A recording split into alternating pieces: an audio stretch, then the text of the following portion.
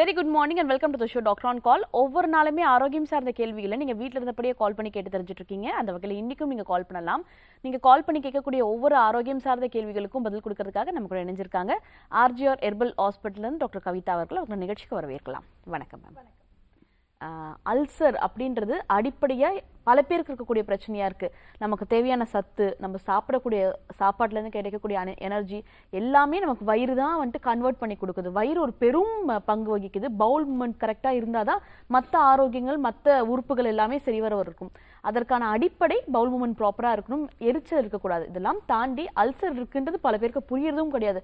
லைட்டாக வயிறு எரியிற மாதிரி இருக்குன்னு சொல்லிட்டு அலட்சியப்படுத்துறவங்க தான் அதிகப்படியானவங்க இருக்காங்க. ஸோ அல்சர் எதனால் ஏற்படுது, அதை பற்றி சொல்லுங்கள்.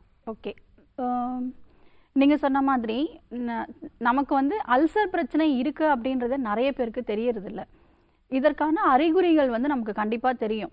ஆனால் அதை நம்ம அலட்சியத்தனமாக விட்டுட்டோம் அப்படின்னா பல வருஷமாக இந்த அல்சர் பிரச்சனையோடையே இருப்பாங்க. அதனால் வேற ஒரு விதமான பிரச்சனைகளும் உடலில் ஏற்படுறதுக்கு நிறைய வாய்ப்புகள் இருக்குது.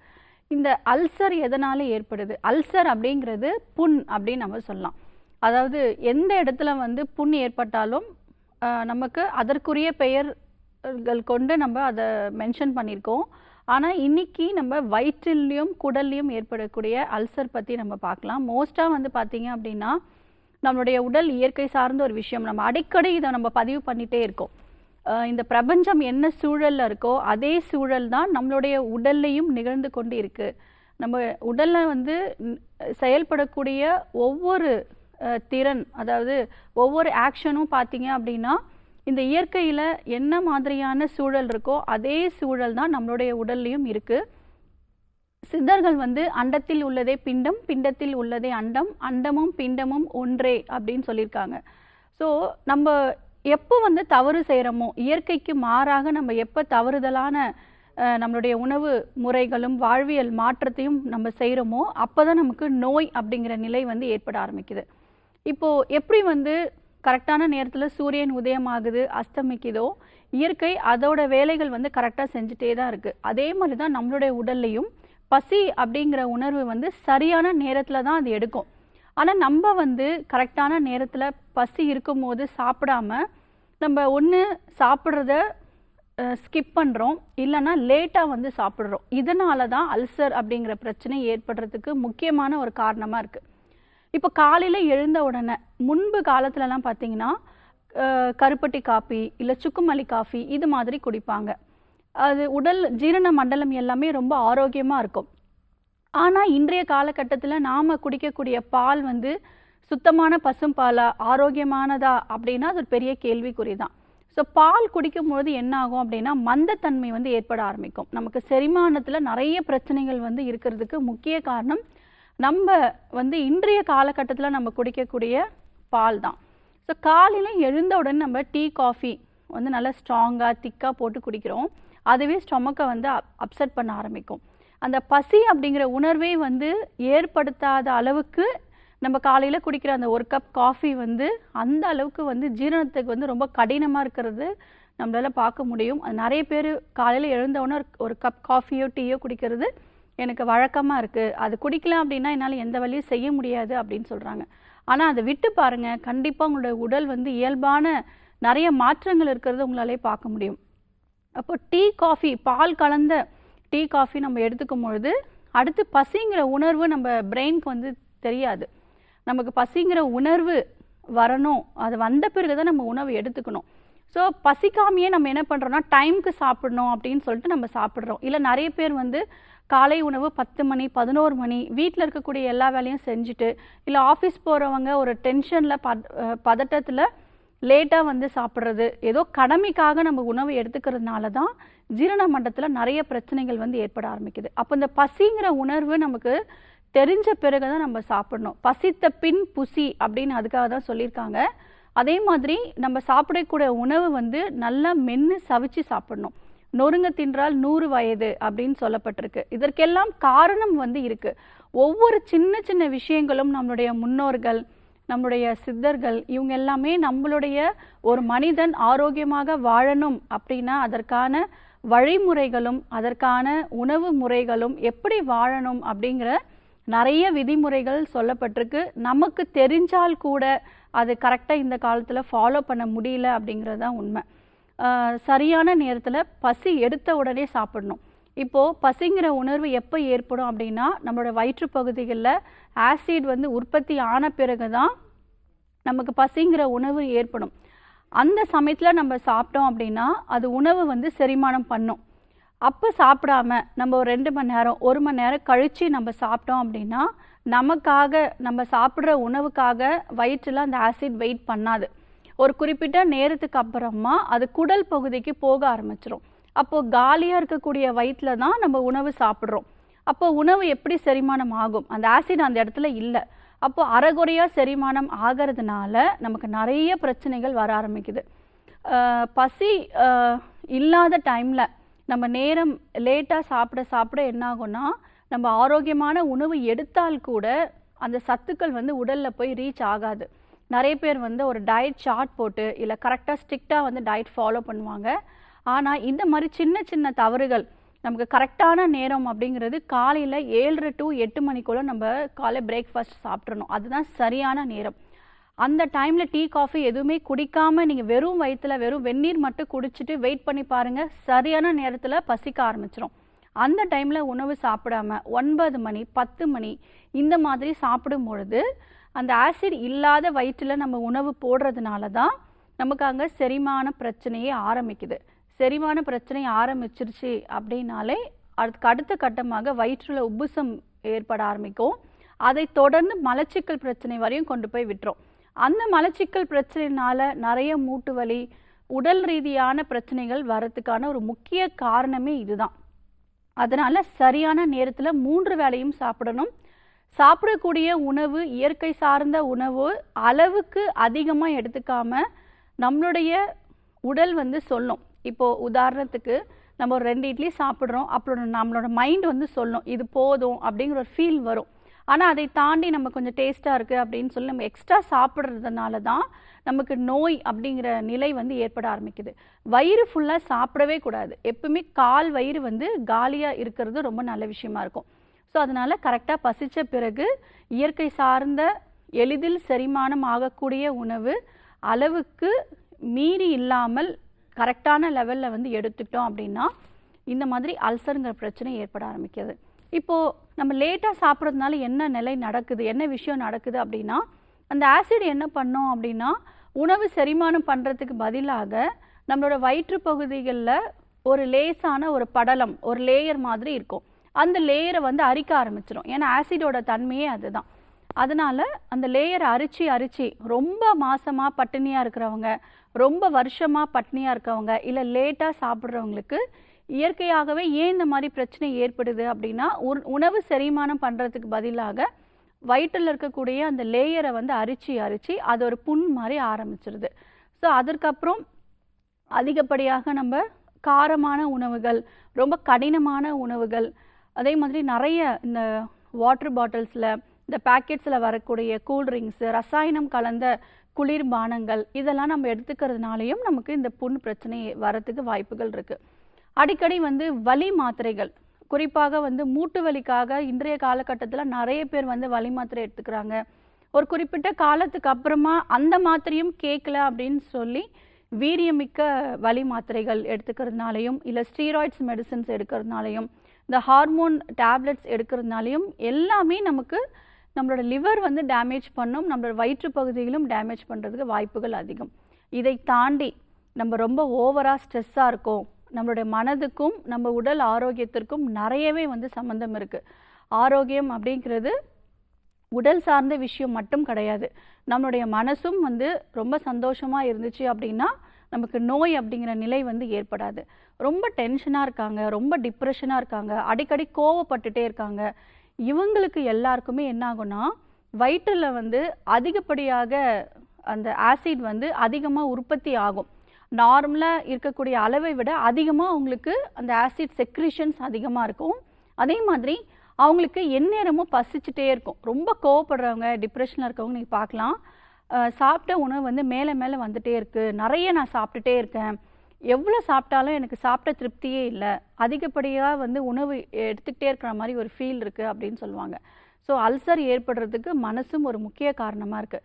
இது எல்லாமே நம்ம ஈஸியாக நம்மளோட சரி செஞ்சிடலாம். நம்மளுடைய மருத்துவமனையிலும் உணவு பழக்க வழக்கங்கள், மருந்துகள் முறையாக எடுத்தோம் அப்படின்னா இந்த அல்சர் பிரச்சனைக்கும் நிரந்தரமான ஒரு தீர்வு இருக்குது. நிகழ்ச்சியோட ஃபர்ஸ்ட் காலர் இணைப்பில் இருக்காங்க, அவங்க கிட்ட பேசலாம். வணக்கம். ஹலோ. வணக்கம் மேடம். வணக்கம், சொல்லுங்க. உங்க பேர் என்ன, எங்க இருந்து கூப்பிடுறீங்க சார்? காளிமுத்து, திருப்பூருங்க. ஓகே, கொஞ்சம் சத்தமா பேசலாம். இது யாருக்கான கேள்வி சார்? எனக்கு தாங்க. உங்களோட வயது என்ன? வயது 51ங்க. ஓகே சார், உங்களோட கேள்வி முன்வைக்கலாம். டாக்டர் லைன்ல தான் இருக்காங்க. வணக்கம் சார், ஆணிங்க. சொல்லுங்க. ஆணிக்காலுங்க, ஆணி.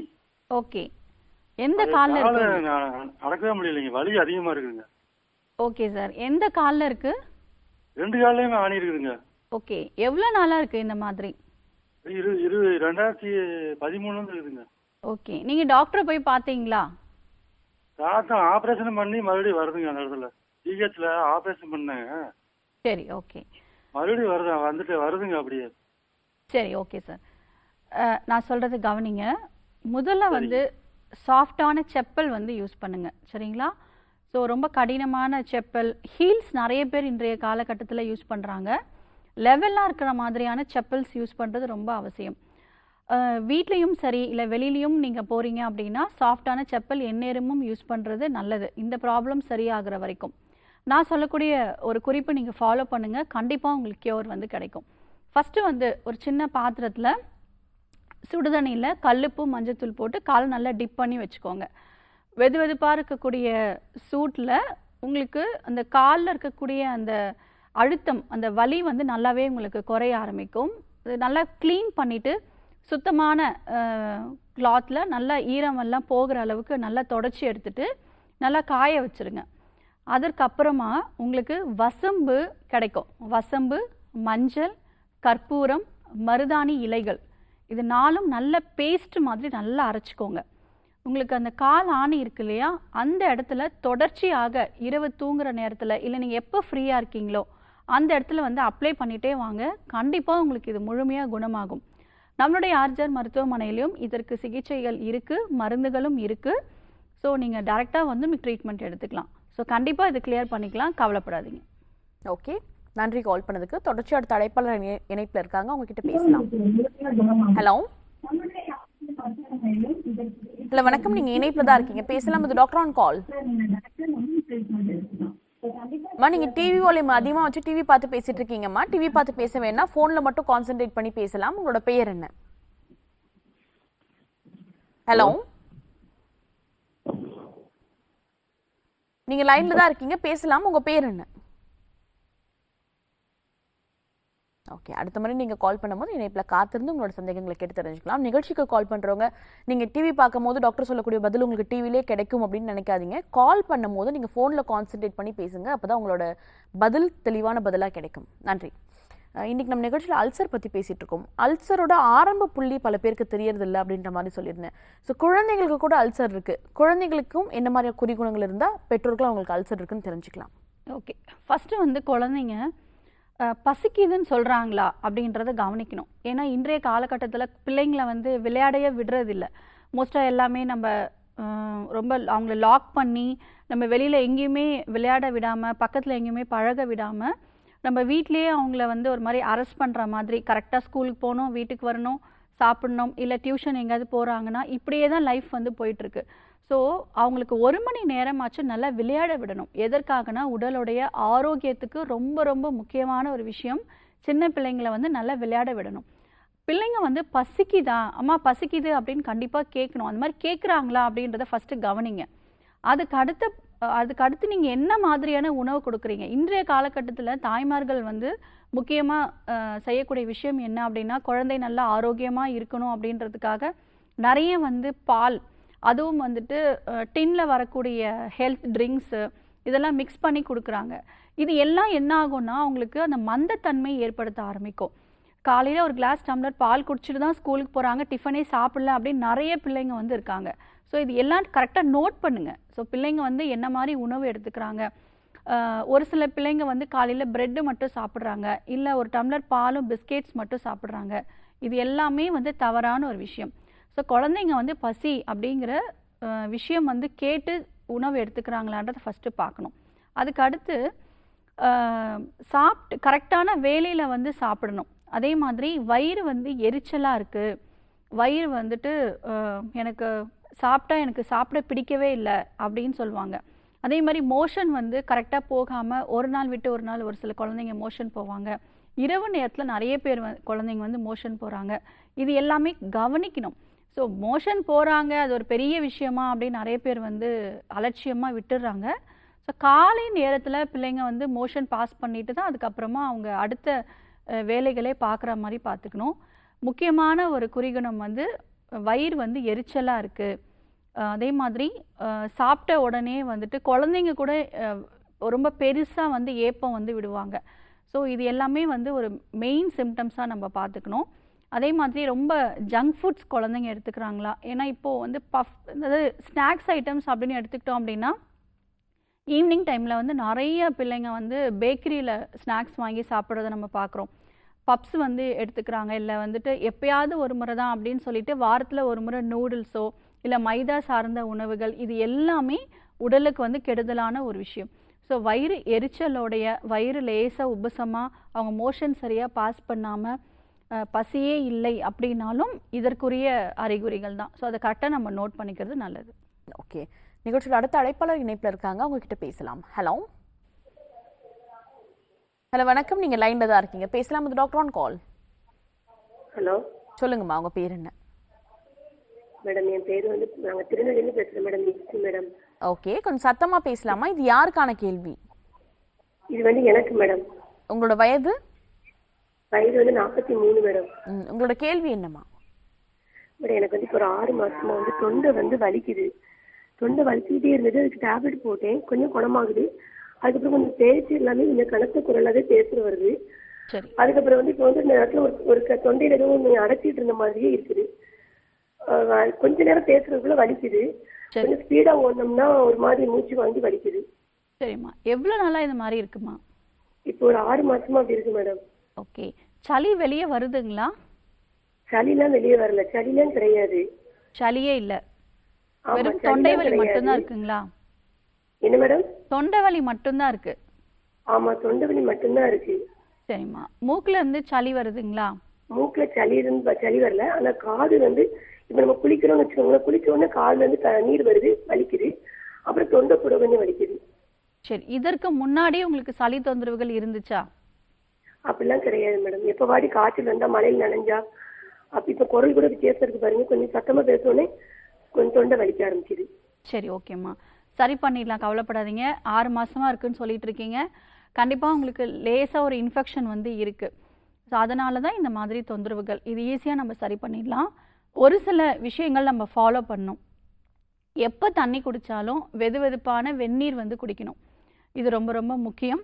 அதுக்கப்புறமா சுடு தண்ணியில் கல்லுப்பு மஞ்சத்தூள் போட்டு காலை ஒரு நேரம் இரவு ஒரு நேரம் அந்த தொண்டை பகுதிகளில் அந்த நீர் படிகிற மாதிரி கார்கிள் பண்ணணும், இது ஃபாலோ பண்ணுங்கள். அதுக்கடுத்து உங்களுக்கு பூண்டு சாறு, அதாவது இப்போ நிறைய வந்து ஹைப்ரிட் வந்துருச்சு, எல்லாத்துலேயுமே பூண்டில் கூட ஹைப்ரிட் பூண்டு வந்துருச்சு. ஸோ நாட்டு பூண்டாக வந்து எடுத்துக்கோங்க. ஸோ நல்ல பூண்டை வந்து ஒரு 10-15 பல்லு பூண்டு நல்லா தோலை உரிச்சிட்டு 1-2 தட்டி போட்டு துணியில் நல்லா சாறு புழிஞ்சிக்கோங்க. எத்தனை ml வருதுன்னு பாருங்கள். அதற்கு 8 பங்கு வந்து தேன் வந்து கலந்துக்கணும். அதாவது 5 ml நீங்கள் வந்து பூண்டு சாறு எடுத்துக்கிறீங்க அப்படின்னா அதற்கு 8 மடங்கு வந்து தேன் கலந்து ஏதாவது ஒரு வேளை, ஒன்று காலையிலையோ இல்லை இரவு நேரத்துலேயோ வந்து குடிச்சிட்டே வாங்க. கண்டினியூஸாக 15 டேஸ் குடிங்க, இதிலே உங்களுக்கு நல்ல முன்னேற்றம் வந்து கிடைக்கும். இதை தாண்டி உங்களுக்கு காதுகளில் வந்து நீர் வடியுது அப்படின்னு சொல்கிறீங்க, இதற்கு கண்டிப்பாக ENT ஸ்பெஷலிஸ்ட் நீங்கள் பார்த்து அதற்குரிய சிகிச்சை முறை எடுக்கிறது ரொம்ப ரொம்ப அவசியம். உங்களுக்கு இந்த சைனஸ் ரொம்ப அதிகமாக இருக்கும் பொழுதும் அதே மாதிரி தொண்டை பகுதிகளில் இந்த மாதிரி தொந்தரவுகள் இருக்கிறதுக்கு வாய்ப்புகள் அதிகம். சைனசைட்டிஸ்க்கு தொடர்ச்சியாக ஒரு 3 மந்த்ஸ் நீங்கள் மெடிசன்ஸ் எடுத்தீங்க அப்படின்னா இதோட உங்களுக்கு பர்மனெண்ட்டாக உங்களுக்கு கியூர் ஆகும், திரும்பவும் வராத மாதிரி நம்மளால் பார்த்துக்கொள்ள முடியும். நம்மளுடைய உணவு பழக்க வழக்கங்கள், வாழ்வியல் மாற்றம் ரொம்ப ரொம்ப முக்கியம். சில்லுன்னு நம்ம எதுவுமே எடுத்துக்கக்கூடாது. நம்ம உடலில் இருக்கக்கூடிய உஷ்ணம் இருக்கும் பொழுது நம்ம குளிர்ச்சியான விஷயங்கள் எடுத்துக்கும் பொழுது இந்த மாதிரி பிரச்சனைகள் அடிக்கடி வரத்துக்கு வாய்ப்புகள் இருக்கும். இதை தவிர்த்துட்டோம் அப்படின்னாலே இந்த சைனசைட்டிஸ் பிரச்சனை வராமல் பார்த்து கொள்ளலாம். ஓகே, நன்றிம்மா கால் பண்ணதுக்கு. நெக்ஸ்ட் காலர் லைனில் இருக்காங்க, அவங்க கிட்ட பேசலாம். Hello hello good morning. சொல்லுங்க, உங்க பேர் என்ன? ஹலோ, வணக்கம் மேடம். நான் வந்து பார்த்தசாரதி பேசுறேன். எங்க இருந்து கால் பண்றீங்க சார்? விழுப்புரம் டிஸ்ட்ரிக்ட் செஞ்சிலிருந்து பேசுறேன் மேடம். ஓகே, இது யாருக்கான கேள்வி? எனக்கு தான் மேடம். உங்க வயது என்ன சார்? 40. டாக்டர் லைன்ல தான் இருக்காங்க. உங்களோட கேள்வி என்ன? மேடம், வாயு பிரச்சனை இருக்குது. சரிங்க சார். எவ்வளோ நாளா இருக்கு? என்ன மாதிரி ஃபீல் பண்றீங்க? அதாவது எப்படின்னு கேட்டீங்கன்னா, சாப்பிட்டதுக்கு அப்புறம் வந்து ஃப்ரீயா வந்து அந்த ஏப்பங்கிறது வரமாட்டாங்குது. சரிங்க. அது வராம இருக்கும்போது அந்த மார்பு பகுதி, அந்த நெஞ்சு பகுதி, மார்பு பகுதி அப்படியே ரொம்ப இறுக்கமா இருக்கு, அழுத்தமா இருக்கு. சரி. அது வலிக்கிற மாதிரி ஒரு ஃபீல் இருக்கு. ஓகே. அதுக்கு அடுத்தது வந்து பாத்தீங்கன்னா, ஒரு சில நாள்ல வந்து பாத்தீங்கன்னா அந்த ஹேர் வந்து அதிகமா போகுது. சரி. அதிகமா போனாலும் அந்த மார்பு பகுதியானது அப்படியே ரொம்ப இறுக்கமா, அழுத்தமா, அப்படியே வலிக்கிற மாதிரி அங்கங்க அப்படியே வலிக்கிற மாதிரி ஒரு ஃபீல். அதுக்கு அடுத்தது வந்து பாத்தீங்கன்னா முதுகு பக்கமும் அந்த வலி இருக்கிற மாதிரி வலி இருக்குது. அந்த முள்ளால குத்துற மாதிரி, சிவுக்கு சிவுக்குன்னு முள்ளால குத்துற மாதிரி ஒரு வலி ஃபீல். அதே மாதிரி மார்பு பகுதியிலேயே அந்த மாதிரி வலி ஃபீல். அதுக்கு அடுத்தது ஒரு சில நாள்ல அந்த ஹேர் வந்து போகவே மாட்டாங்குது. போகலனாலும் அப்படியே வயிறு உப்பசமா ஆன மாதிரி இருக்குது, அந்த வலி இருக்குது. அந்த அந்த மார்பு பகுதி அந்த நேரத்துலயும் வந்து பாத்தீங்கன்னா ரொம்ப இறுக்கமா இருக்குது. ரொம்ப இறுக்கமா இருக்குது, அந்த வலி இருக்கிற மாதிரி இருக்குது. அந்த வலி இருக்கும்போது வந்து ஒரு சின்னதா வந்து ஒரு பயம் வந்துருது. என்னடா இது, நமக்கு வந்து மார்பு வலிக்குது, ஹார்ட் ப்ராப்ளம் இருக்குமோ, அந்த மாதிரி இருக்கும். அந்த மாதிரி பயந்து போய் 2 முறை போயிட்டு நான் இசிஜி போட்டு பார்த்துட்டேன் நான். ஆனா இசிஜி போட்டதுல வந்து அவங்க வந்து அந்த மாதிரியான ஹார்ட் சம்பந்தமா, அந்த அட்டாக் சம்பந்தமான எதுவும் பிரச்சனை எல்லாம் கிடையாது அப்படின்னு சொல்லிட்டாங்க. ஆனா இருந்தாலும் அந்த அந்த வலிக்கிற ஃபீலு அந்த இருக்கும்போது அந்த பயம் வருது, அந்த மாதிரி ஏதாவது வந்துருமோ அப்படிங்கிறதுனால. அதுக்கப்புறம் வந்து பாத்தீங்கன்னா ஒருவேளை நம்ம அதுக்கப்புறம் இந்த வாயு தொல்லையாலதான் நமக்கு இந்த மாதிரி எல்லாம் இருக்குது அப்படிங்கிறது உணர முடியுது. ஆனா அதை சரி பண்றதுக்கு நானும் வந்து பாத்தீங்கன்னா சாப்பாட்டுல பூண்டு அதிகமா சேர்த்துக்கிறேன், பெருங்காயத்தூள் சேர்த்துக்கிறேன். ஒரு சில நம்ம பாட்டி வைத்தியம் மாதிரி ஏதாவது நான் நாட்டு மருந்துலேயே செய்யறேன். ஆனா முழுசா குணமாகல. இருந்தாலும் அது அப்படியே கண்டினியூஸா இருக்குது. அதுக்கு என்ன தீர்வு, என்ன ஏதுன்னு. Okay sir. உங்களுக்கு பசி கரெக்டா இருக்குங்களா? பசிலாம் இருக்கு மேடம். ஓகே. வீட்ல உணவு எடுத்துக்கிறீங்களா இல்ல அவுட் சைட் ஃபுட் ஹோட்டல்ல எடுத்துப்பீங்களா? இல்ல மேக்சிமம் வீட்டு உணவு தான். எப்பயாவது ரேர், ஏதாவது வெளியில போனா வெளியில சாப்பிடக்கூடிய கட்டாயம் ஏற்பட்டா மட்டும்தான் வெளியில. மற்ற டைம் எல்லாம் வந்து பாத்தீங்கன்னா வீட்டுல தான். ஓகே. மலச்சிக்கல் பிரச்சனை இருக்கா? மலச்சிக்கல் பிரச்சனை எல்லாம் இல்லைங்க மேடம். 2 வேளை ஒரு நாளைக்கு கம்பல்சரி 2 வேளை போயிடுவோம். சரி. Okay sir. கரெக்டா தூங்குறீங்களா? தூக்கம் தான் மேடம் நைட்ல வரல. ஓகே. இதுதான் சரியான முறையில வந்து சரிங்களா? தூக்கம் வந்து பாத்தீங்கன்னா நைட்ல வந்து போயிட்டு படுத்தோம்னா 10, 9:30, 10 மணிக்கு படுத்தோம்னா மணி 11:30, 12, 1 மணி நேரம், 1.5 மணி நேரம் ஆயிடுது தூக்கம் வர்றது. சரி. Okay sir. காலையில எத்தனை மணிக்கு எழுந்துக்கிறீங்க? காலையில ஒரு 6, 5:30, 6, 6:15. ஓகே. ஏதாவது வேலை இருந்ததுன்னா மணி 5, 5:30 எழுந்திரிச்சிருவோம். வேலை இருந்தா மணி ஒரு 6, 6:15 வரைக்கும். சரி. Okay sir. இப்போ நீங்க கரெக்டா உணவு எடுத்துக்கிறீங்க, மோஷன் ப்ராப்பரா போறீங்க. ஆனா இந்த தூக்கமின்மைனாலையும் நமக்கு வயிற்றுல பிரச்சனை ஏற்படுறதுக்கு அதிகப்படியாக வாய்ப்புகள் இருக்கு. ஏன்னா உணவு வந்து செரிமானமே ஆகாது. நான் சொல்லக்கூடிய ஒரு சில விஷயங்கள் ஃபாலோ பண்ணுங்க, கண்டிப்பா உங்களுக்கு நல்ல கியூர் கிடைக்கும். ஃபர்ஸ்ட் நம்மளுடைய லைஃப் ஸ்டைல் மாடிஃபிகேஷன். கரெக்டான நேரத்துல உணவு சாப்பிட்றது, நல்லா மென்று சாப்பிட்றது ரொம்ப அவசியம். அப்படியே உணவு வந்து அப்படியே விழுங்கிடக்கூடாது. நல்லா மென்று உமிழ்நீரோட கலந்த பிறகு தான் நம்ம உணவு வந்து உள்ளுக்கு விழுங்கணும். இது ஃபஸ்ட்டு. செகண்ட் திங் வந்து நடுவில் தண்ணி குடிக்கக்கூடாது. இப்போது சாப்பிட்றதுக்கு ஒரு 1/2 மணி நேரத்துக்கு முன்னாடி ஒரு 1/2 கிளாஸ் தண்ணி குடிச்சிக்கலாம். வெந்நீர் குடிக்கிறது ரொம்ப நல்லது. சாப்பிட்ட பிறகு நடுவில் தண்ணியே குடிக்காமல் சாப்பிட்ட பிறகும் ஒரு 1/2 கிளாஸ் தண்ணி குடிக்கணும். அதற்கப்புறம் 1.5 மணி நேரத்துக்கு அப்புறம் தான் ஒரு 200 ml தண்ணி குடிக்கணும். நிறைய பேர் வந்து நடுவில் தண்ணி குடிச்சிட்டே இருப்பாங்க. ஓவராக தண்ணி குடிக்கும் பொழுது என்ன ஆகும்னா அந்த ஆசிட் வந்து டைல்யூட் ஆகிட்டு உணவு வந்து சரியாக செரிமானம் பண்ணாது. அதனால் நடுவில் தண்ணி குடிக்கிறதும் தவறான ஒரு விஷயம். இது ஃபாலோ பண்ணிக்கோங்க. அதுக்கு அடுத்து இரவு உணவு 7 மணிக்கு உள்ளாரையே சாப்பிட்றணும். இதுதான் நீங்கள் ஃபஸ்ட்டு ஃபாலோ பண்ணக்கூடிய விஷயம். நம்ம சாப்பிட்ற உணவு முறைகளில் எந்த நேரத்தில் சாப்பிட்ணுங்கிறது ரொம்ப அவசியம். ஸோ 7 மணிக்கு மேலே எந்த உணவுமே எடுத்துக்காதீங்க. ஒருவேளை ரொம்ப பசிக்குது, வயிறு காலியாக இருக்க ஒரு ஃபீல் இருக்குது, ஏதாவது சாப்பிடணும் போல் இருக்குன்னா ஏதாவது ஃப்ரூட்ஸ் வேணால் எடுத்துக்கலாம். ஸோ இதை ஃபஸ்ட்டு ஃபாலோ பண்ணுங்கள், உங்களுக்கு நல்ல கியூர் வந்து கிடைக்கும். அதுக்கு அடுத்து தூக்கம். அதாவது தூக்கம் வரல அப்படின்னு சொல்லிட்டு மொபைல்ஸ் பார்த்துட்டே இருக்கிறது, இல்லை ஃபோன் நம்ம ரெகுலராக யூஸ் பண்ணிகிட்டே இருந்தோம் அப்படின்னா கண்டிப்பாக அந்த நேரத்தில் தான் தூக்கம் வரும். அதாவது நம்ம உடல்லே வந்து ஒரு மருத்துவம் இருக்குது. நம்ம என்னென்ன சூழல் இருக்கோ அந்த சூழலுக்கு ஏற்ற மாதிரி மேக்சிமம் நம்மளோட உடல் வந்து மாற்றி அதற்கான ஒரு தயார் நிலையில் வந்து இருந்துடும். உதாரணத்துக்கு நீங்கள் கொஞ்ச நாளைக்கு ஒரு 12 மணி வரைக்கும் நீங்கள் மொபைல் பார்த்துட்டே இருக்கீங்க அப்படின்னா 12 மணிக்கு தான் உங்களுக்கு தூக்கமே வர ஆரம்பிக்கும். அப்போ அதுவே பழகிடும். இதே மாதிரி தான் நம்ம லேட்டாக சாப்பிட நம்மளோட உடல் வந்து அதுக்கேற்ற மாதிரி மாற்றிக்கும். அதனால் கரெக்டான நேரத்தில் 10 மணி அப்படிங்கிறது ரொம்ப அதிகப்படியான ஒரு டைம் தான். ஸோ கரெக்டான நேரம் அப்படிங்கிறது ஒரு 9 மணி. லைட்டெல்லாம் ஆஃப் பண்ணிவிட்டு இருட்டு அறையில் வந்து நம்ம தூங்கணும். கொஞ்ச நாளைக்கு தூக்கம் வராது, ஆனால் அதற்கப்புறம் கண்டிப்பாக உங்களுக்கு தூக்கம் வரும். வாரத்தில் ஒரு நாள் எண்ணெய் தேய்ச்சி தலை குளிங்க. உங்களுக்கு நாட்டு மருந்து கடைகளில் சுக்கு, மிளகு, திப்பிலி, சீரகம், ஓமம், பெருங்காயம் இது ஒரு 10 கிராம் எடுத்துக்கோங்க. லேசாக வறுத்துட்டு நல்லா பொடி பண்ணிவிட்டு புளிக்காத மோரில் ஒரு 3 கிராம் சாப்பிட்ட பிறகு குடிச்சிட்டே வாங்க. கண்டிப்பாக உங்களுக்கு நல்ல இம்ப்ரூவ்மெண்ட்ஸ் கிடைக்கும். நம்மளுடைய மருத்துவமனையில் கோலான் ஹைட்ரோதெரப்பி அப்படின்னு சொல்லக்கூடிய டீடாக்ஸ் ட்ரீட்மெண்ட் எடுத்துட்டு அதுக்கப்புறம் முறையான மருந்துகள் ஒரு 3 மந்த்ஸ் எடுத்தீங்க அப்படின்னா உங்களுக்கு கண்டிப்பான ஒரு கியூர் கிடைக்கும். இன்னைக்கு நம்ம நிகழ்ச்சியில் அல்சர் பற்றி பேசிட்டு இருக்கோம். ஸோ அல்சர் சார்ந்த கேள்விகள் மட்டும் இல்லாமல் ஆரோக்கியம் சார்ந்த எல்லா வகையான கேள்விகளுமே நீங்கள் கால் பண்ணி கேட்டு தெரிஞ்சுக்கலாம். நிகழ்ச்சியோட அடுத்த அழைப்பாளர் இணைப்பில் இருக்காங்க, அவங்க கிட்ட பேசலாம். Hello hello, good morning. நீங்கள் லைனில் தான் இருக்கீங்க, பேசலாம். இது doctor on call. Hello hello, good morning. சொல்லுங்கம்மா, உங்கள் பேர் என்ன? எனக்கு இந்த ஆஸ்துமா மாதிரி இருக்கு மேடம். ஆஸ்மா மாதிரி இருக்காமா? உங்களோட வயது என்ன? 44. டாக்டர் லைன்ல தாம்மா இருக்காங்க, பேசலாம். வணக்கம்மா, எத்தனை வருஷமா இருக்கு? வணக்கம் மேடம். சொல்லுங்கம்மா. ஒரே இருமலா இருக்கு. ஒன்னும் ஒரு தூசியில ஒரு சின்ன வேலை பார்க்கும்போது ஏதாவது சட்டி லேசா சூடாகி புகை வந்தாலும் இந்த இதை கூட என்னால தாங்க முடியல. சரிம்மா, எத்தனை வருஷமா ஆஸ்மா இருக்கு உங்களுக்கு? இது எனக்கு கிட்டத்தட்ட ஒரு 2 வருஷத்துக்கு மேலேயே இருக்கு. ஆனா சளி வந்து எனக்கு சின்ன பிள்ளையில இருந்தே இருக்கு. சரி, ஓகே. நெபுலைசர், இன்ஹேலர் அது மாதிரி யூஸ் பண்ணிட்டு இருக்கீங்களா? இல்ல, அந்த ஸ்ப்ரே அடிக்கிறது வந்து அது முன்னால யூஸ் பண்ணலாம், ஆனா இப்ப யூஸ் பண்றேன்.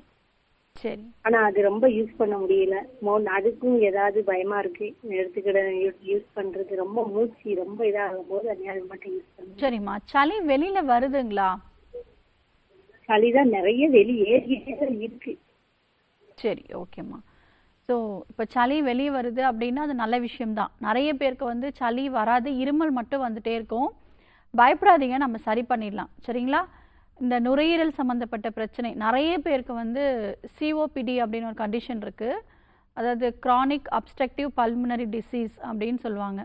ஸோ இந்த மாதிரி கண்டிஷனில் இருக்கிறவங்க கூட 4 தலைமுறைகளாக நம்மளுடைய ஆர்ஜிஆர் மருத்துவமனையில் நிரந்தரமான ஒரு தீர்வு இருக்குது. நுரையீரலில் வந்து இருக்கக்கூடிய அந்த கோழைகளை வந்து நம்ம கம்ப்ளீட்டாக வெளியேற்றிட்டோம் அப்படின்னாலே அந்த மூச்சு விடுற சிரமம் வந்து இருக்காது. அதுக்கப்புறம் இன்ஹேலர் நமக்கு தேவைப்படாது. நிறைய பேர் ட்ரீட்மெண்ட் எடுத்து க்யூர் ஆகிருக்காங்க. கவலைப்பட வேண்டாம். நம்மளுடைய பிரான்ச்சில் நீங்கள் வந்து பார்க்கலாம். இப்போ நான் சொல்லக்கூடிய ஒரு சில வழிமுறைகள் நீங்கள் ஃபாலோ பண்ணுங்கள். எப்போ தண்ணி குடித்தாலும் வெந்நீர் வந்து குடிங்க. குளிக்கிறதும் சரி குடிக்கிறதும் சரி வெந்நீரே உபயோகப்படுத்துங்க. வீட்டில் வந்து தனியாக செப்பலோ இல்லை சாக்ஸோ வந்து யூஸ் பண்ணுங்கள். கொஞ்சம் டஸ்ட்டு இருக்கிற மாதிரி இருக்குது அப்படின்னா கொஞ்சம் க்ளீன், உங்களோட வீடை வந்து நல்லா ஈரத்துணி போட்டு நல்லா க்ளீன் பண்ணிக்கோங்க.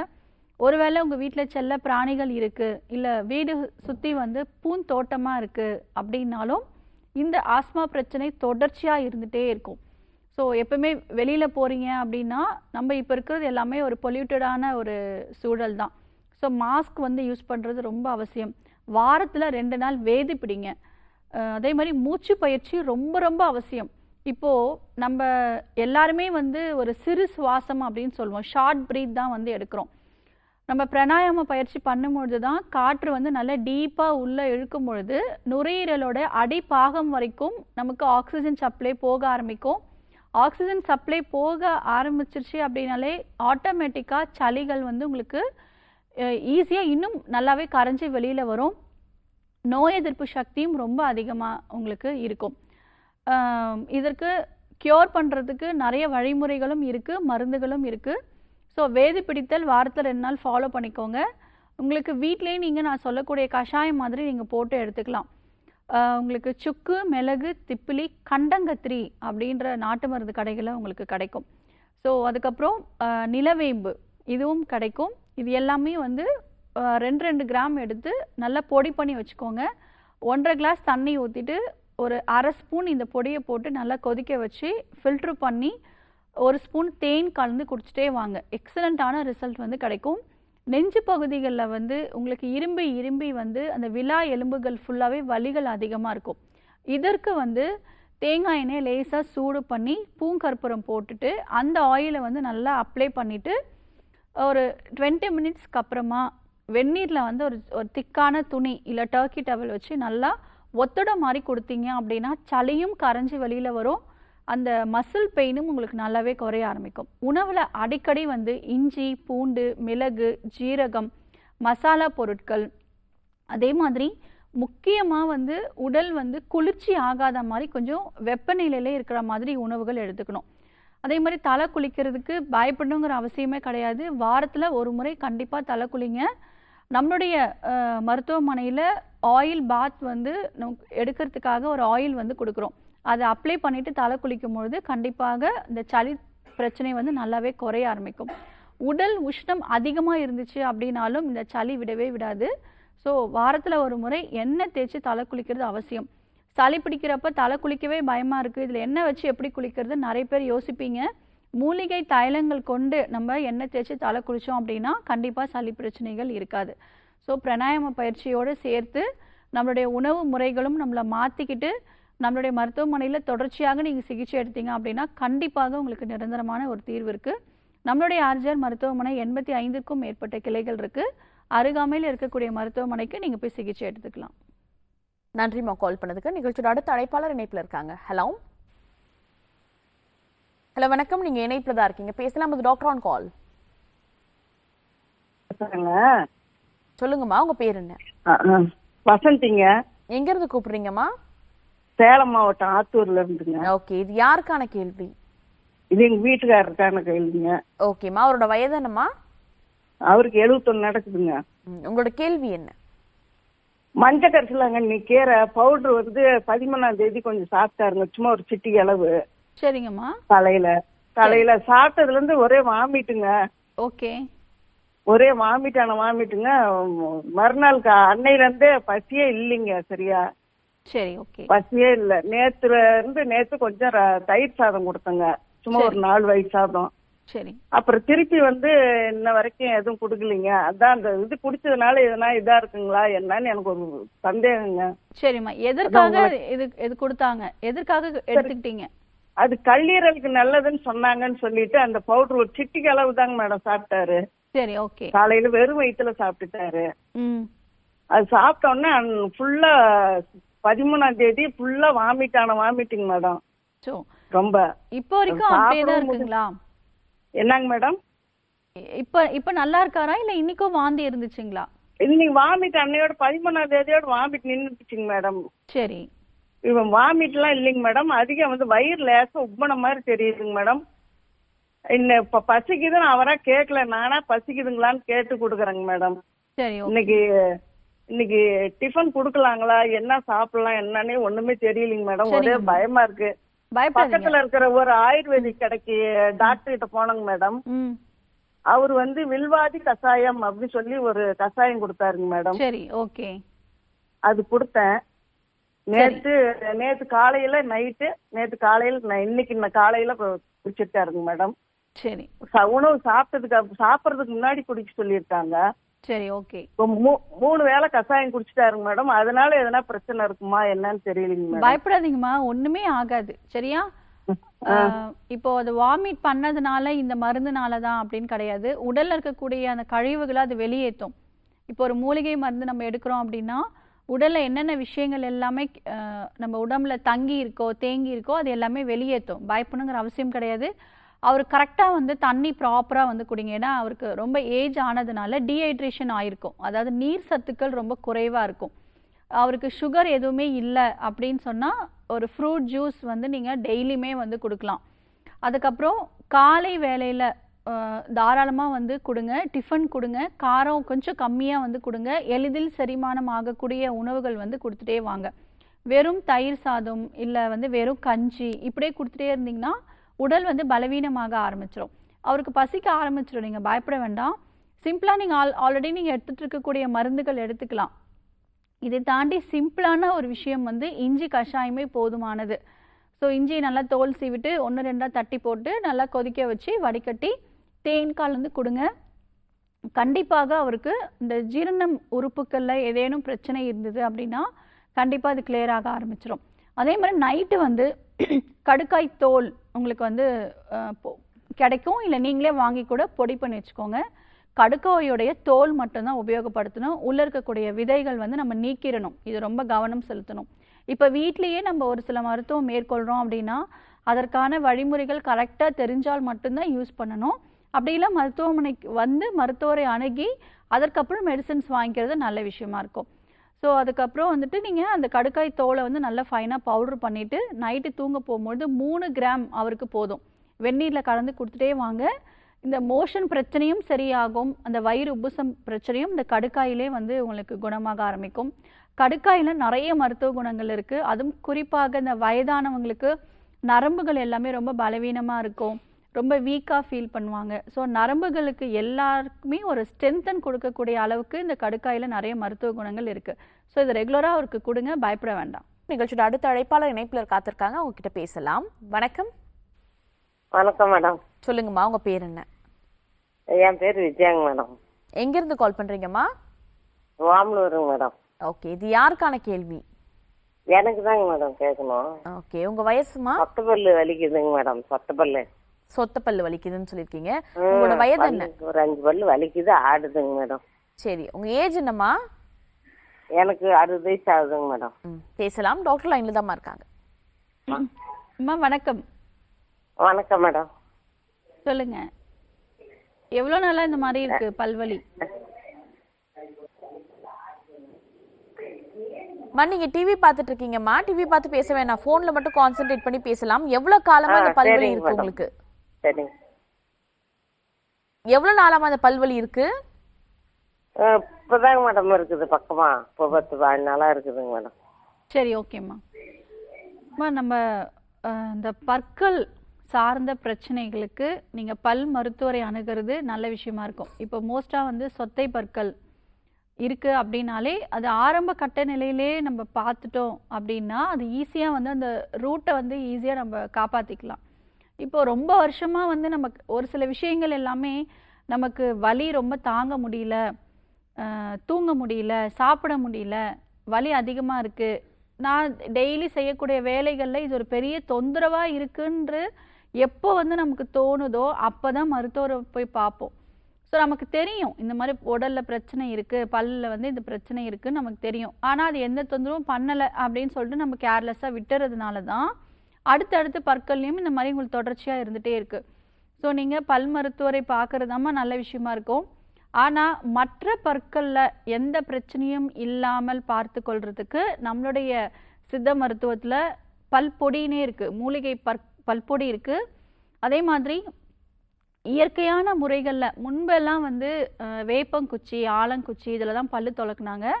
அதே மாதிரி பற்களும் ரொம்ப இறுகலாக இருந்துச்சு. ஸோ இப்போ வந்து ரீசண்டாக நம்ம சாப்பிடக்கூடிய உணவுகள், நம்ம குடிக்கிற தண்ணியில் கூட நம்ம பற்கள் வந்து டேமேஜ் ஆகும். ரொம்ப வந்து உப்பு அதிகமாக இருக்கக்கூடிய பற்கள் தண்ணியில் வந்து நம்ம ப்ரஷ் பண்ணோம், இல்லை வாய் கொப்பளிச்சோம், இல்லை அதே தண்ணியில் குடிச்சிட்டே இருக்கோம், பற்களில் வந்து அந்த மாதிரியான விஷயங்கள் எல்லாத்துலேயுமே நமக்கு அந்த பற்களும் டேமேஜ் ஆக ஆரம்பிக்கும், ரூட்டும் நமக்கு டேமேஜ் ஆக ஆரம்பிக்கும். இதற்கு சிம்பிளான ஒரு குறிப்பு வந்து திரிபலா சூரணம். திரிபலா சூரணத்தை வந்து நார்மலாக வந்து பற்பொடி மாதிரியே நம்ம ப்ரஷ் பண்ணிக்கலாம். கம்ஸ் எல்லாம் வந்து ரூட்ஸ் எல்லாம் வந்து ரொம்ப ஸ்ட்ராங்காக இருக்கும், சொத்தைப்பல் வராமல் பார்த்து கொள்ளலாம். அப்படி இல்லை அப்படின்னா இந்த திரிபலா பொடியை வந்து தண்ணியில் நல்லா கொதிக்க வச்சு நம்ம வாய் கொப்பளிக்கணும். கார்கிள் பண்ணுறது மூலயமாக பற்கள் வந்து நல்லாவே இறுகலாக இருக்கும். ஸோ இதை நீங்கள் ஃபாலோ பண்ணுங்கள். ஆனால் இந்த சொத்தை பற்களுக்கு பல் ஆடுதுன்னு சொல்கிறீங்க, இது எல்லாத்துக்கும் நீங்கள் பல் மருத்துவரை பார்க்கறது நல்ல விஷயம். நன்றிம்மா கால் பண்ணதுக்கு. நெக்ஸ்ட் காலர் லைன்ல இருக்காங்க, அவங்க கிட்ட பேசலாம். Hello hello, good morning. நீங்க இணைப்புல தான் இருக்கீங்க. உங்க பேர் என்ன? Hello, Vinodkumar madam. எங்க இருந்து கால் பண்றீங்க சார்? நான் சென்னையில இருந்து கால் பண்றேன் மேடம். ஓகே, இது யாருக்கான கேள்வி? எனக்கு தான் மேடம். உங்க வயது? வயது 35. உங்களோட கேள்வியை கேட்கலாம், டாக்டர் லைன்ல தான் இருக்காங்க. Okay madam. வணக்கம், சொல்லுங்க.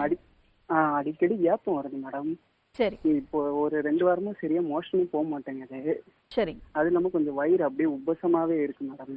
எனக்கு இப்போ கொஞ்ச நாளாவே இந்த ப்ராப்ளம் இருக்கு மேடம். சரி, ஓகே. ஆல்ரெடி அல்சர் இருந்தது ஒரு 2 வருஷத்துக்கு முன்னாடி.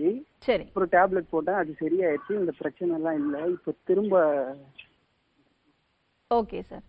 ஸோ நீங்கள் கரெக்டாக வந்து உணவு முறைகளில் கவனம் செலுத்தணும். நிறைய பேர் வந்து இன்றைய காலகட்டத்தில் ஒரு சில சூழல்னால நம்ம ஹோட்டல் ஃபுட் வந்து எடுத்துக்கிறோம். அதனால என்ன கெடுதல் அப்படின்னா, அதில் சமைக்கக்கூடிய எண்ணெய், அதே மாதிரி நிறைய சோடா மாவு, அஜினமோட்டோ, கலர் பவுடர்ஸ், இது எல்லாமே நம்ம போட்டு எடுக்கிறதுனால என்ன ஆகணும், இதெல்லாம் ஒரு ப்ளீச்சிங் ஏஜென்ட் மாதிரி நம்மளுடைய வாய்ப்பகுதியிலேருந்து உணவு குழாய், வயிறு, குடல் வரைக்கும் இருக்கக்கூடிய அந்த லேயரை வந்து அப்படியே அதை அரிச்சு எடுத்துகிட்டு போயிடும். வாரத்தில் ஒரு முறை நம்ம நச்சு கலந்த உணவு சாப்பிட்ற மாதிரி தான் நம்ம எடுத்துக்கணும். அதனால் ரொம்ப ஸ்ட்ரிக்டாக வந்து வீட்டில் சமைச்ச உணவு வந்து எடுத்துக்கணும். ஆல்ரெடி உங்களுக்கு அல்சர் இருந்திருக்கு, மோஸ்ட்டாக வந்து லைஃப் ஸ்டைல் நம்ம உணவு முறைகள் ஃபாலோ பண்ணிட்டோம் அப்படின்னாலே மறுபடியும் இந்த பிரச்சனை வராமல் பார்த்து கொள்ளலாம். அல்சர் இருக்கிற வரைக்கும் ஆரோக்கியமான உணவு எடுத்தால் கூட அந்த சத்துக்கள் வந்து முறையாக நமக்கு போய் உடம்புல சேராது. அதனால் நமக்கு தெரியும் நம்ம ஆரோக்கியமான உணவு எடுத்துக்கிறோம் அப்படின்னு. ஆனால் அந்த பிரச்சனை க்யூர் ஆகிற வரைக்கும் நம்ம ரொம்ப கவனமாக இருக்கிறது நல்ல விஷயமா இருக்கும். இப்போது வயிற்று புண்ணுக்கு நம்ம முறையான மருத்துவம் எடுத்தால் மட்டுமே முழுமையான தீர்வு கிடைக்கும். நான் சொல்லக்கூடிய ஒரு சில வழிமுறைகள் ஃபாலோ பண்ணுங்கள். டீ, காஃபி முற்றிலும் அவாய்ட் பண்ணிவிடுங்க. பால் சுத்தமாக சேர்த்துக்காதீங்க. காரமான உணவு வந்து அவாய்ட் பண்ணணும். அதாவது கொஞ்ச நாளைக்கு வந்து மிளகு, ஜீரகம் இந்த மாதிரியான கார உணவுகள் வந்து எடுத்துக்கலாம். சமையலில் உணவில் நிறைய நல்லெண்ணெய் வந்து உபயோகப்படுத்த சொல்லுங்கள்.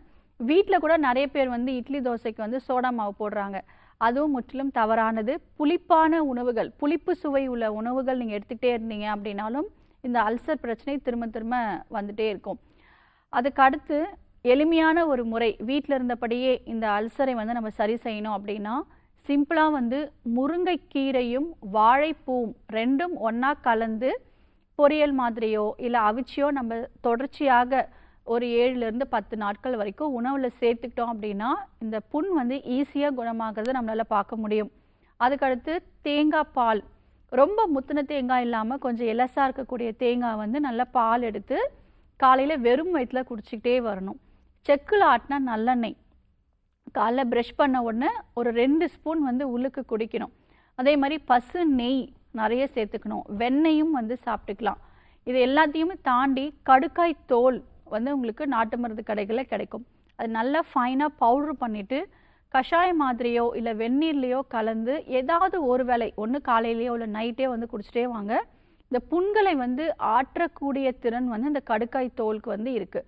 இப்போ வெளிப்பிரயோகமாக ஒரு புண் இருக்குது, நமக்கு ஒரு பிம்பிள்ஸோ இல்லைனா வந்து தோள்களில் வந்து ஒரு புண் இருக்குது அப்படின்னா இந்த கடுக்காய் தோலை வந்து நல்லா தண்ணியில் கொதிக்க வச்சு அதை ஃபேஸ் வாஷ் பண்ணாலோ இல்லை புண் இருக்கிற இடத்துல வாஷ் பண்ணாலோ புண்கள் வந்து ஈஸியாக ஆற ஆரம்பிச்சிடும். அந்த அளவுக்கு ஒரு எக்ஸலண்ட்டான மெடிசன்ஸு. ஸோ அதனால் நீங்கள் இது ரெகுலராக ஃபாலோ பண்ணுங்கள். எளிதில் செரிமானம் ஆகக்கூடிய உணவுகள் எடுத்துக்கணும். நிறைய பேர் வந்து பிஸ்கெட்ஸு, பேக்கரியில் விற்கக்கூடிய பன்னு, ப்ரெட்டு, இந்த மைதா கலந்த உணவுகள், இது எல்லாமே வந்து நம்ம வயிற்றுப்பகுதி ஜீரண உறுப்புகளுக்கு பிரச்சனை. ஸோ அதனால் ஆவியில் வேக வச்ச உணவுகள், ஈஸியாக வந்து கிடைக்கக்கூடிய கீரை, காய்கறிகள், பழங்கள், இதில் வந்து கவனம் செலுத்துங்க. கண்டிப்பாக உங்களுக்கு கியூர் கிடைக்கும்.